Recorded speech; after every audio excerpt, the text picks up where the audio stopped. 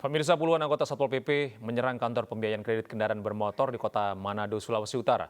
Penyerangan ini diduga merupakan buntut cekcok personel Satpol PP dengan debt collector.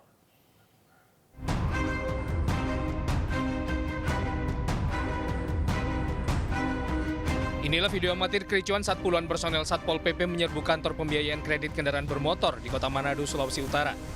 Dengan beringas, massa penyerang merusak sejumlah kendaraan yang terdapat di kantor pembiayaan atau leasing. Bahkan massa juga menyerang dan menganiaya petugas pengamanan dan petugas administrasi kantor leasing. Peristiwa penyerangan ini diduga dipicu perselisihan personel Satpol PP dan debt collector yang mengambil motor rekan mereka di pusat komando.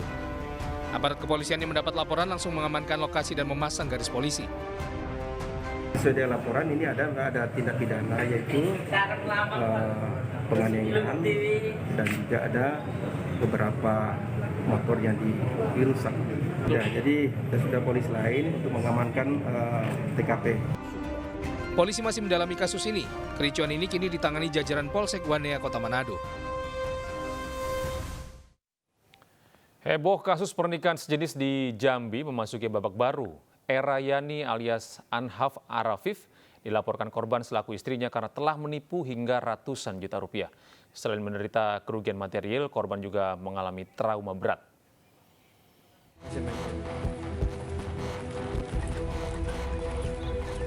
Anhaf Arafif alias Era Yani, seorang perempuan yang mengaku sebagai pria, dilaporkan ke Polresta Jambi. Adapun yang melaporkan adalah wanita yang dinikahi Era Yani. Laporan pengaduan itu dilayangkan ke polisi setelah korban dan ibundanya merasa ditipu oleh pelaku. Tak hanya menipu terkait identitas dirinya, pelaku juga menipu korban sehingga korban merugi 300 juta rupiah. Pelaku juga mengaku bisa mengobati orang tua korban yang menderita sakit dengan gelar dokter spesialis palsunya. Jadi klien kami merasa secara material dia sudah dirugikan dan juga mungkin terganggu juga secara psikisnya. Penipuannya penipuan uang, penipuan jenis kelamin apa penipuan? Penipuan secara material, dan tentu uang ya dan sejenisnya, dan juga secara psikis merasa dirugikan juga. Rugi materialnya mungkin kurang lebih hampir 300-an ya. Pernikahan sesama jenis ini menggemparkan warga Jambi, sebab sang istri tak tahu jika suaminya ternyata adalah perempuan. Jenis kelamin Anhaf yang sesungguhnya terbongkar saat korban jadi saksi persidangan terkait penipuan gelar akademik di mana Anhaf jadi terdakwa. Korban mengaku mengenal Anhaf dari aplikasi jodoh dan mereka menjadi dekat selama 2 pekan sebelum memutuskan menikah siri. Ironisnya, siapa Anhaf yang sesungguhnya terbongkar setelah keduanya telah menikah 10 bulan. Dari kota Jambi, Adrianus Susandra melaporkan.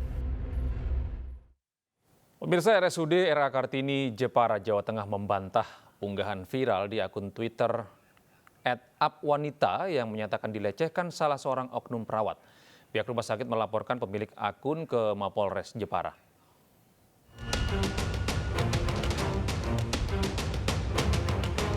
Pihak RSUD R.A. Kartini, Jepara, Jawa Tengah gerah dengan unggahan tulisan di akun Twitter @apwanita sejak minggu lalu.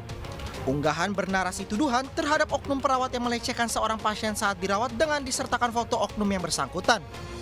Tulisan ini pun viral dan mendapat beragam komentar dari ribuan warganet termasuk Komnas Perempuan.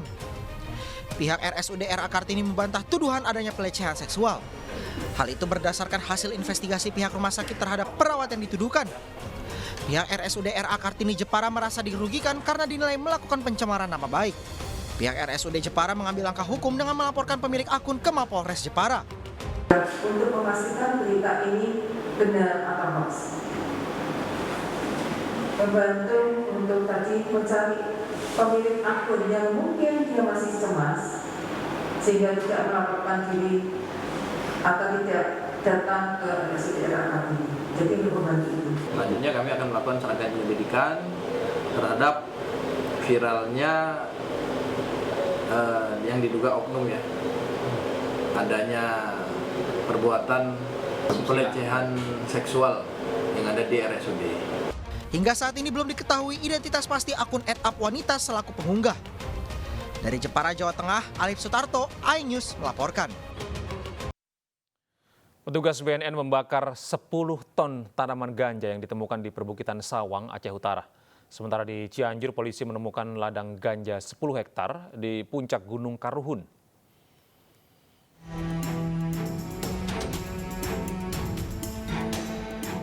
Ladang ganja seluas 6 hektar yang siap panen ditemukan tim BNN di wilayah perbukitan Kecamatan Sawang, Aceh Utara.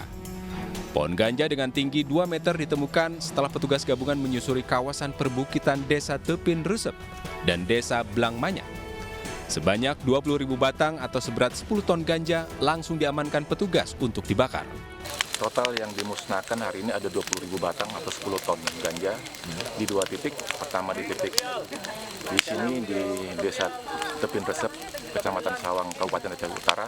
Kemudian titik yang kedua ada di Desa Blangmanyak, Kecamatan Sawang, Kabupaten Aceh Utara. Jadi total di sini 15.000. Kemudian yang di titik yang kedua ada 5.000. Jadi total 20.000 batang. Selama tahun 2022, BNN telah memusnahkan puluhan ton ganja di 3 kabupaten, yakni di Aceh Besar, Gayo Lues, dan Aceh Utara. Sementara itu, Satres Narkoba Polres Cianjur temukan ladang ganja seluas 10 hektar di puncak Gunung Karuhun. Ganja ditanam secara acak di 7 titik. Petugas kemudian menyita 300 pohon ganja yang sebulan lagi siap panen. Pelaku kita sudah identifikasi, kita gelar awal. Jadi sudah terindikasi, tapi kita praduga tak bersalah. Mudah-mudahan secepatnya bisa kita amankan. Dan kalau total 10 hektar ada berapa titik? Saat yang kita amankan dari 10 hektar itu mungkin ada sekitar 5 titik ya, karena mungkin lagi naik lagi, mungkin kondisi kita sudah kurang ini, dan di atas juga hujan, jadi makanya kita untuk menjaga keselamatan anggota juga. Untuk langkah selanjutnya seperti apa, Komandan? Langkah selanjutnya kita akan kembangkan. Ladang ganja ini ditemukan warga yang sedang mencari madu di kawasan Gunung Karuhun. Dari Aceh Utara dan Cianjur, Armia Jamil dan Muhammad Andi Ihsan melaporkan. Ya pemirsa, kisah Santi Warastuti, ibu yang memperjuangkan penggunaan ganja medis untuk pengobatan anaknya viral di media sosial. Wakil Presiden Ma'ruf Amin bahkan meminta MUI untuk membuat fatwa tentang penggunaan ganja untuk kebutuhan medis.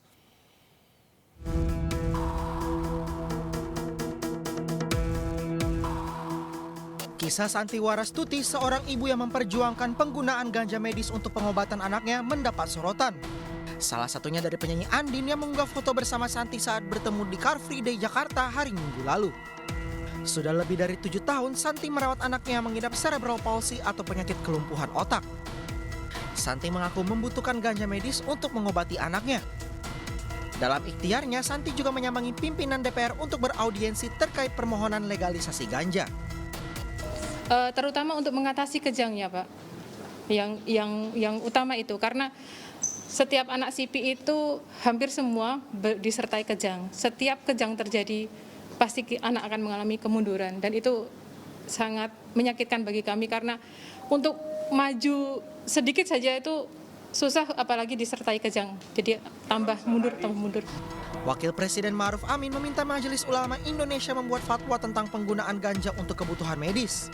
Wacana legalisasi ganja juga mendapat dukungan dari sejumlah pihak. Pihak terkait diharapkan mempertimbangkan masukan dari masyarakat mengenai ganja untuk kebutuhan medis. Masalah kesehatan itu saya kira ya harus peraturan. Kecuali harus membuat fatwanya, fatwa baru. Harus membuat fatwa baru. Bolehkannya itu ya artinya ada kriteria. Jadi saya minta nanti MUI supaya segera membuat fatwanya untuk bisa dipedomani oleh DPR.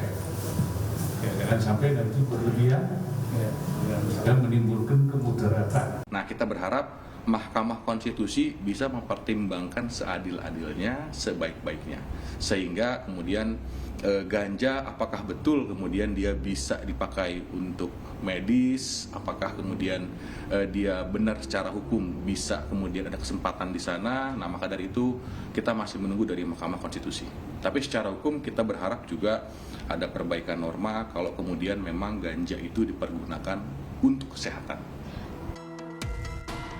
Kini Santi juga tengah menunggu keputusan Mahkamah Konstitusi terkait permohonan uji materi Undang-Undang Narkotika yang diajukannya 2 tahun lalu. Dari Jakarta, Tim Liputan iNews melaporkan.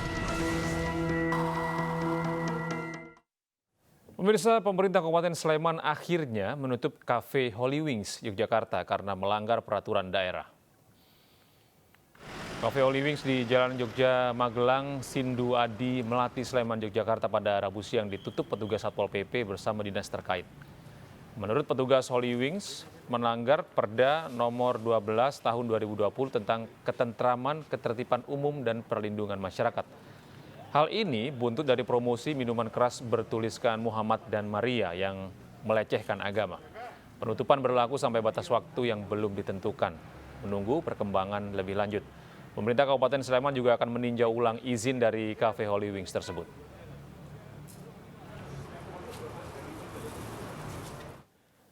Meski telah disegel dan ditutup sementara, masa menggeruduk Holy Wings cabang Jalan Basuki Rahmat, Surabaya, Jawa Timur. Masa mendesak pemerintah kota Surabaya segera mencabut izin Holy Wings.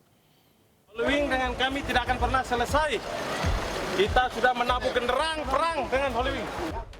Sekelompok massa yang mengatasnamakan Maluku Satu rasa menggeruduk outlet Holy Wings di Jalan Basuki Rahmat, Surabaya, Jawa Timur. Sambil membawa poster, mereka berorasi dan melakukan aksi tabur bunga. Massa mendesak izin Holy Wings cabang Surabaya segera dicabut. Yang bagi kami adalah tujuan hidup. 2 nama yang bagi kami sering kami sebutkan dalam kitab-kitab kami dan dalam sembahyang kami serta ibadah kami. Dan hari ini Holy Wings telah menyinggung kami secara keyakinan karena Muhammad dan Maria engkau tukarkan dengan segelas minuman. Sebelumnya Pemkot Surabaya menutup sementara Holy Wings imbas kasus promosi minuman keras bagi pengunjung bernama Muhammad dan Maria di cabang Jakarta. Penutupan sementara atas masukan sejumlah tokoh dan ormas sampai kasus tersebut tuntas diselesaikan. Dari Surabaya, Jawa Timur, Rahmat Ilyasan, iNews melaporkan.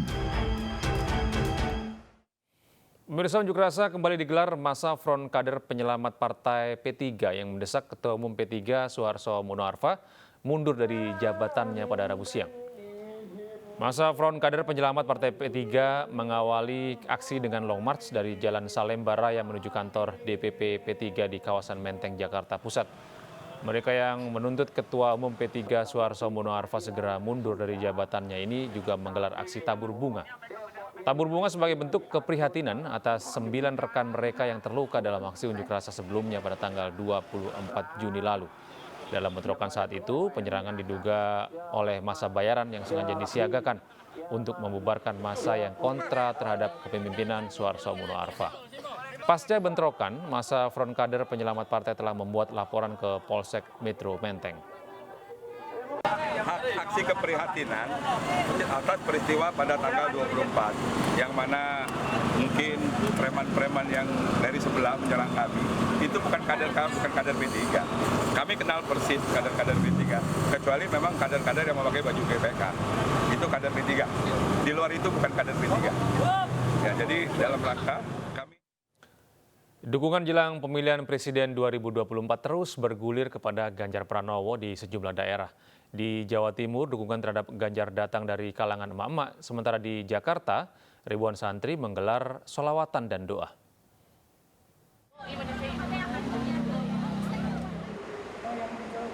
Sekitar 1.300 santri yang tergabung dalam santri dukung Ganjar dan para Habib mendeklarasikan dukungan untuk Gubernur Jawa Tengah Ganjar Pranowo di Gria Tritama Condet, Kramat Jati, Jakarta Timur. Mereka juga bersalawat dan mendoakan Ganjar untuk pemilihan Presiden 2024 mendatang.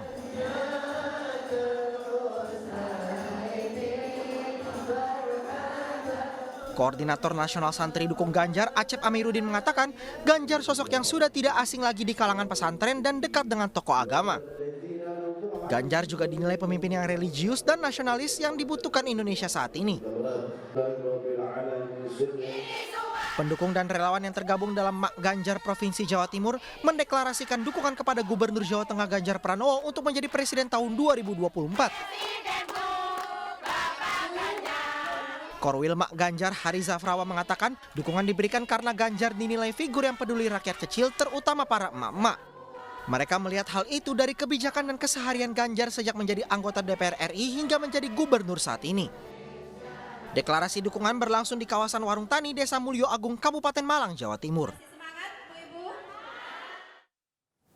Pemirsa, Kapolri Jenderal Listio Sigit Prabowo memimpin jalannya upacara ziarah dan tabur bunga di Taman Makam Pahlawan Kalibata, Jakarta Selatan. Sementara masih dalam rangkaian jelang hari ulang tahun Bayangkara ke-76, Polri membagikan bantuan sosial ribuan paket sembako untuk buruh tandur di Pandeglang, Banten.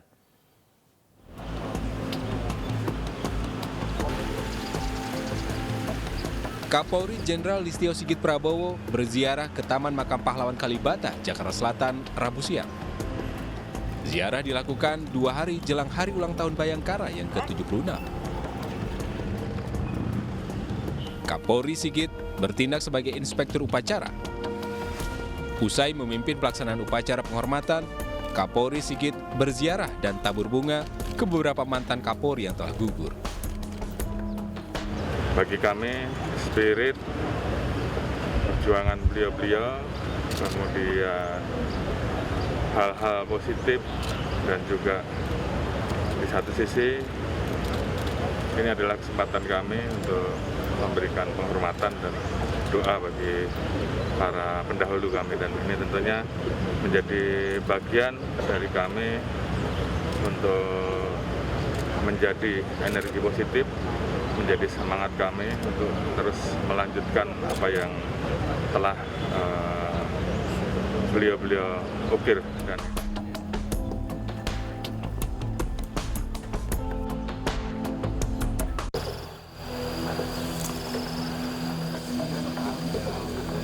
Masih dalam rangkaian memperingati Hari Bayangkara ke-76, Korlantas Polri menggelar bakti sosial dan bantuan sosial kepada buruh tandur di Desa Ciracap, Kecamatan Legok, Pandeglang, Banten.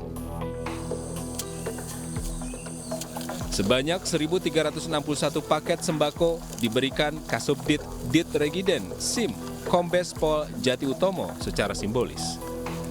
Juli, kita sudah Polri sudah menyiapkan untuk seluruh Indonesia bantuan sebanyak 198.974 sembako yang sudah disiapkan, termasuk di Desa Liang Landak ini. Kita sudah menyalurkan sebanyak sembako sebanyak 1.361 sembako di Desa Liang Landak ini. Pemberian bantuan sosial ini diharapkan dapat meringankan kebutuhan ekonomi masyarakat. Tim Liputan Anyus melaporkan. Kepala Staf Angkatan Darat Jenderal Dudung Abdurrahman dikukuhkan sebagai Duta Bapak Asuh Anak Stunting oleh BKKBN. Dudung dianggap memiliki banyak program untuk membantu mencegah stunting di Indonesia.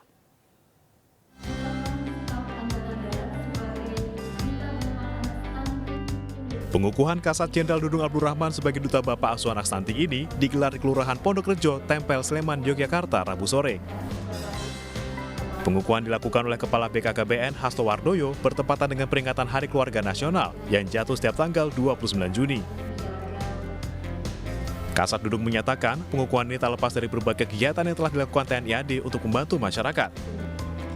Di antaranya dengan membantu pemulihan ekonomi pasca COVID-19, pembuatan sumur bor di daerah tandus hingga jambanisasi. Mengajak kepada seluruh masyarakat, mari kita sama-sama. Tidak serta-merta saya sebagai Bapak Asuh, tetapi bagi masyarakat-masyarakat yang merasa mampu melihat saudara-saudaranya, tetangganya yang ada anak stunting, mari kita sama-sama. Pancasila mengajarkan kita untuk saling membantu. Kepala BKKBN Hasto Wardoyo menyatakan dipilih Kasat Dudung sebagai Bapak Asuh Anak Stunting karena merupakan petinggi yang pertama kali membantu anak stunting.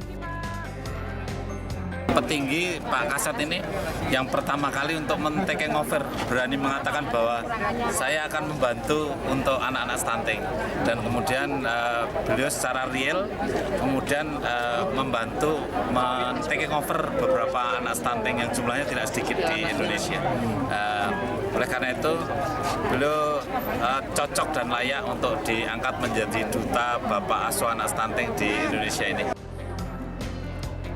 Sementara itu hingga saat ini, angka stunting di Indonesia masih berada di kisaran 24%. BKKBN bertekad menurunkan angka stunting pada 2024 menjadi 14%. Dari Yogyakarta, Gunanto Farhan, iNews melaporkan.